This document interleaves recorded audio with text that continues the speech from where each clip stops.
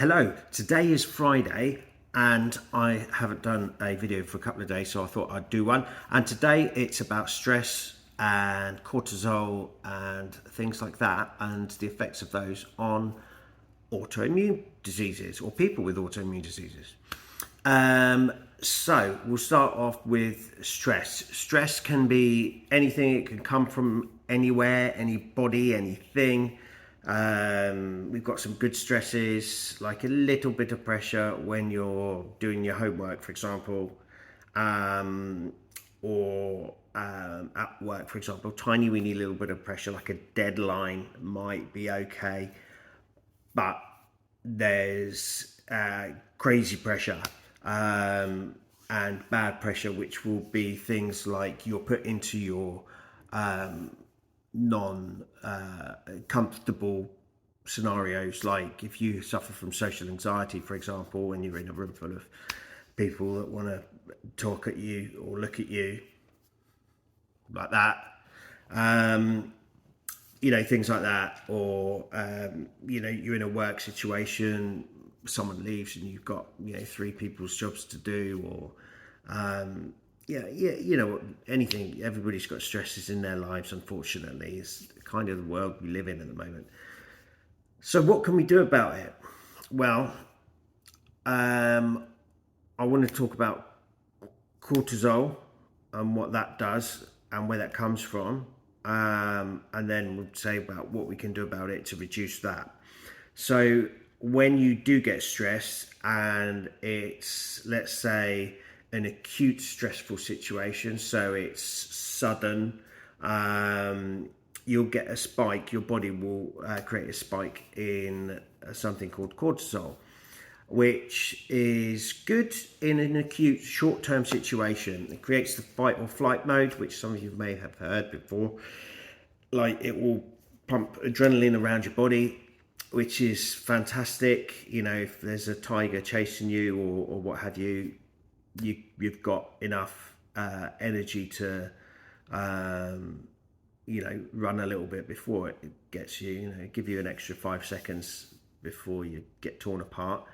But it creates that fight or flight mode. So it's kind of like a sudden boost. It turns you into, like, it'll be like 120% of you. It's a really good spike, basically. But a lengthy stressful period will mean that cortisol is in your body for great lengths of time, which is bad for your body. As with anything, too much of something is bad, too little of something is bad. Cortisol is exactly the same.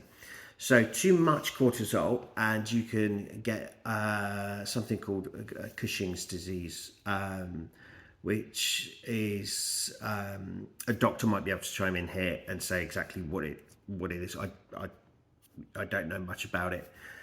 I don't know anything about it. But all I know is it's not good. It can lead to, like, diabetes and problems with adrenal glands, and it creates like a puffy face, red blotchy skin and stuff like that, and it's generally not good. So that's what a lengthy kind of level of cortisol from a lengthy amount of stress can cause.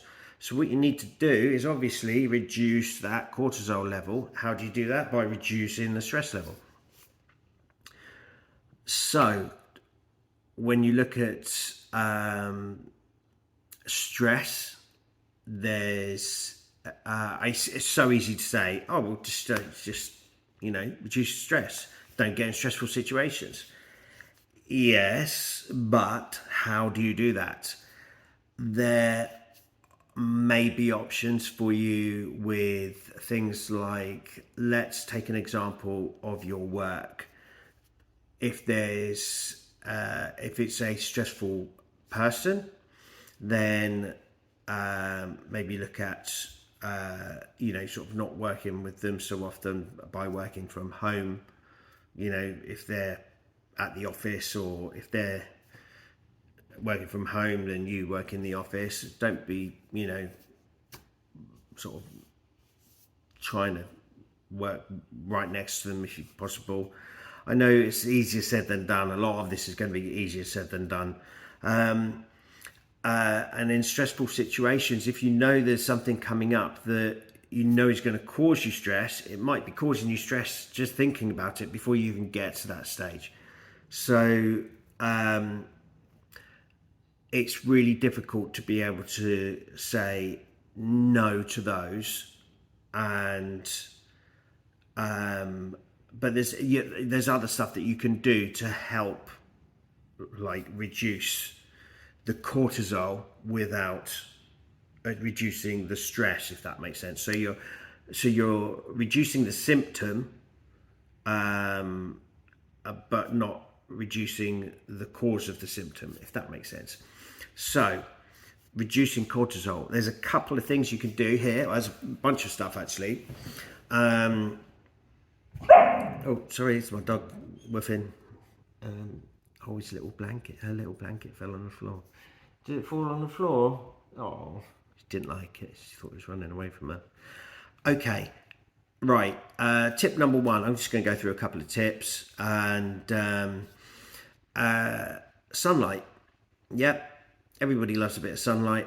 And okay, we're not in a position a lot of the time that there's a lot of sunlight, but daylight's just as good. Just get out there for, you know, 10-15 minutes, you know.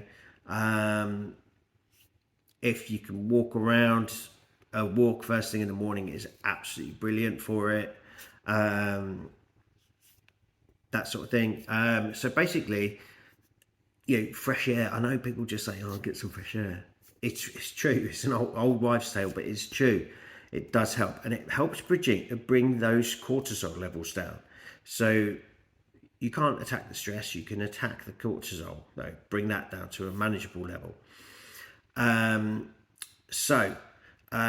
Once you're sort of walking around, there's other little tips like lights. For example, like your lights in your bedroom, going to sleep is a perfect example. You're lying there. It's tip 2 and tip 3 together.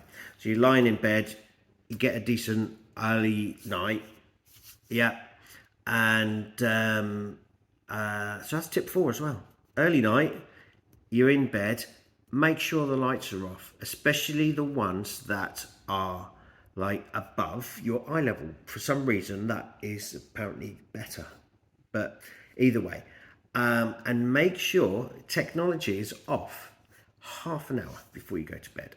Now, I'm not a medical genius or anything, but apparently there's people that have said, you know, 15 minutes, half an hour, whatever, before bed.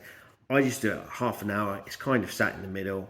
I don't pick up my phone. That's it. Unless there's an emergency of some kind, you know, no one contacts me for any reason after, you know, a reasonable time, say 9 o'clock or whatever. They know not to contact me. Phone goes off, sits there, that's it, goes on charge, and then I try and sleep. So here's the next one. You got the old 7, 8, 9 hours sleep, you know, minimum of 7.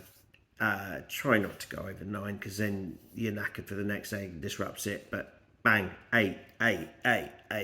Now, you might be like me and do 9 hours of broken sleep at night, 2 hours in the morning on the sofa, 2 hours in the afternoon on the sofa again, and then a little bit here and a little bit there. Sometimes with autoimmune conditions, you just can't dictate the sleep. But as much as you can, try and be in bed in a best situation that you possibly can. So all we're doing here is kind of putting the best version together for you.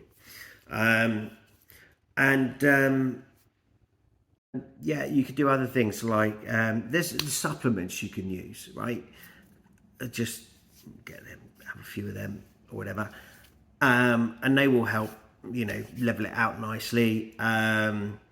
You can also do sort of breathing exercises, stuff like that.